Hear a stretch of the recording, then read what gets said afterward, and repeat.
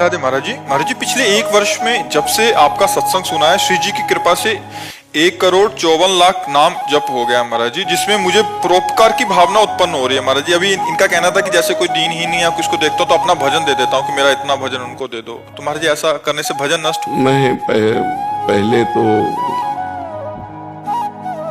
अपने लक्ष्य तक पहुंचो पहले, नहीं तो बीच में लुट जाओगे। भगवत प्राप्ति जब तक ना हो, अब तुम्हारे को प्रक्रिया बदलनी चाहिए।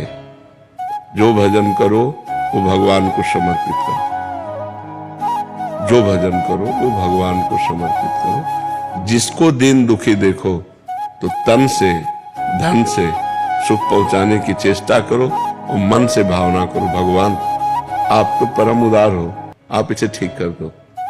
भजन भगवान को दो, प्रार्थना भगवान से करो।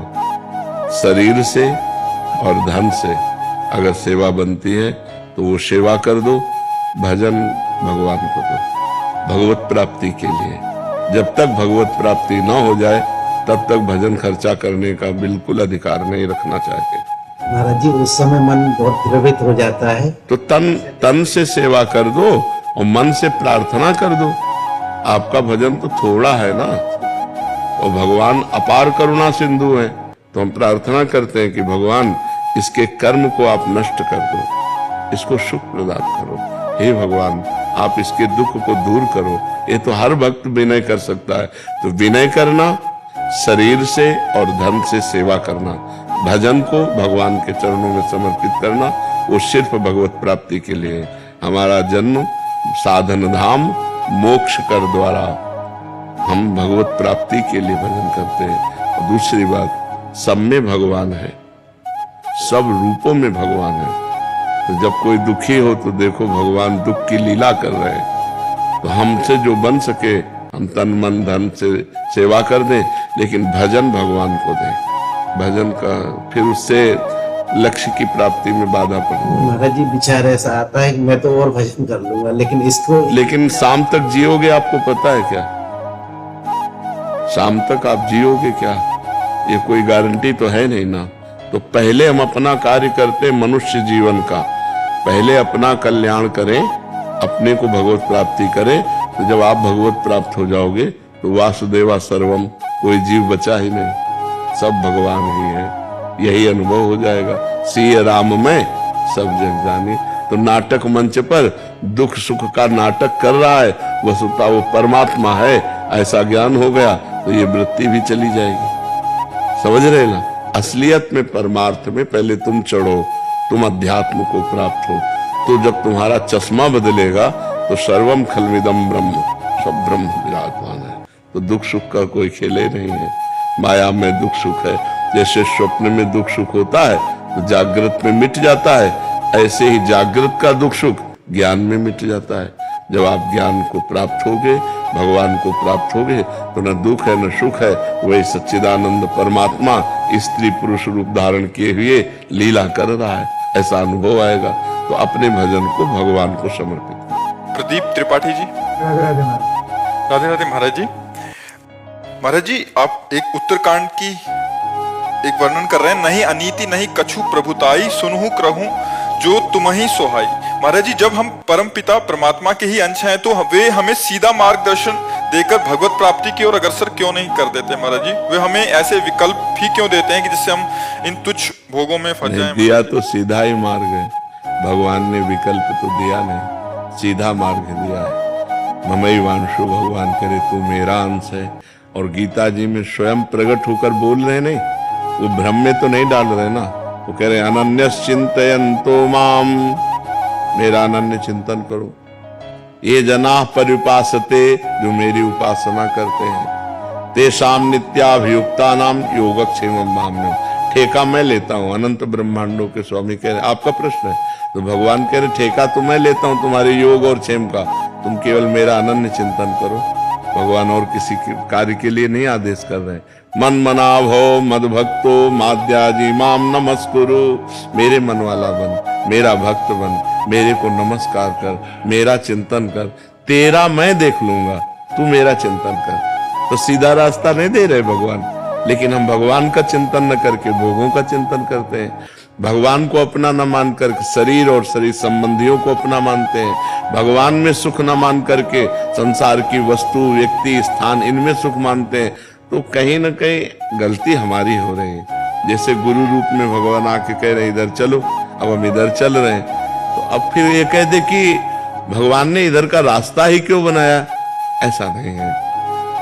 अगर भोजन जरूरी है तो शौचालय भी जरूरी है। यद्यपि निंदनीय स्थान है, अपवित्र स्थान है, लेकिन अगर भोजन खाएंगे तो शौचालय की जरूरत पड़ेगी। दिन है, अगर रात ना हो तो सिस्टम बिगड़ जाए पूरी सृष्टि का। ऐसे ही देवता है, असुर ना हो तो सिस्टम बिगड़ जाए। अच्छे हैं, बुरे ना हो तो अच्छे की अच्छाई का मतलब ही ना रह जाए। तो भगवान ने पूरा बगीचा अपनी सृष्टि बनाई है। जो चाहिए वो ले लो, और स्वयं उपदेश करते हैं कि तुम्हारा मंगल किस में होगा, तुम्हें किस मार्ग में चलना चाहिए। ये मार्ग तुम्हें नरक ले जाएगा, ये मार्ग स्वर्ग ले जाए। ये कि आपने बना दिया और बताया नहीं, तो स्वयं अवतार लेकर जगत गुरु भगवान श्री कृष्ण ने और ब्रह्म ऋषियों के रूप में स्वयं भगवान ने वर्णन किया है। अब इसमें हमारी कमी है कि हमें बीज दे दिए 100 बीज दे दिए, बम्बुल का, दाख का, गन्ने का, ये अब हम पसंद करके क्या बोए, ये हमारी पसंद है, ये भगवान छोड़ दिए। तो अब ऐसे हमें भारत भूमि में जन्म दिया, मनुष्य शरीर दिया, बुद्धि दिया, मन दिया और मार्ग दिए बहुत, ज्ञान का मार्ग, भक्ति का मार्ग, पाप का मार्ग, छल कपट का मार्ग, ये सब मार्ग, और बता रहे हैं कि ये मार्ग चलो तो ये मिलेगा और ये मार्ग चलो तो ये मिलेगा। अब हम उधर जा रहे हैं तो उधर भोगना पड़ेगा, इधर जा रहे हैं तो आनंद भोगना पड़ेगा। तो इसमें भगवान का दोष क्या है, आप हमें बताओ, है नहीं? हाँ, भगवान पूर्ण है तो उनकी सृष्टि भी पूर्ण है। आप ये नहीं कह सकते कि ये नहीं है, सब कुछ है। बुरा से बुरा भी है और भला से भला भी है, छोटा से छोटा भी है, महान से महान भी है। ये उसकी सृष्टि है, ये उसकी बाजार है।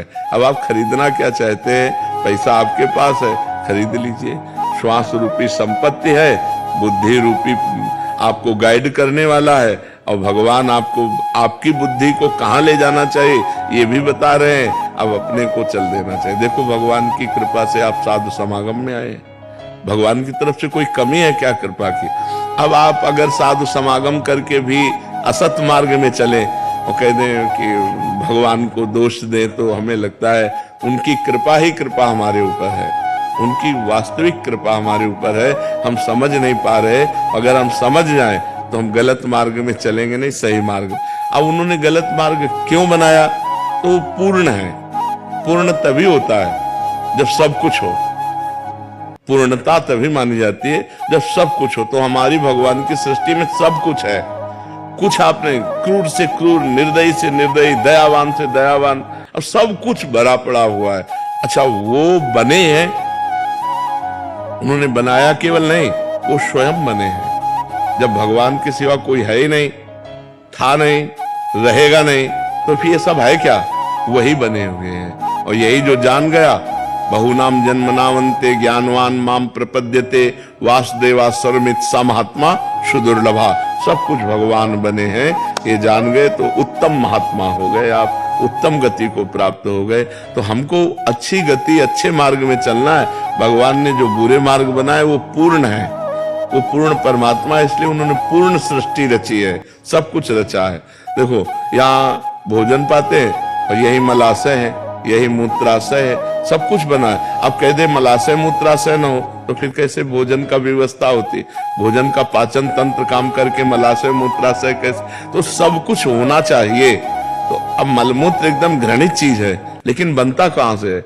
यहीं से तो पाते हैं। तो ऐसे ही भगवान ने, जैसे हमारे शरीर में सब कुछ है, सब कुछ है, गंदगी से गंदगी, सब चीज, सब अंदर सब भरा हुआ है, लेकिन ऊपर से कितना चिकना चुपड़ा कर दिया कि हम देखकर प्रभावित हो जाते हैं और रूप देखकर लुभायमान हो जाते हैं। ऐसे भगवान ने सब कुछ पूरी सृष्टि में रचा है।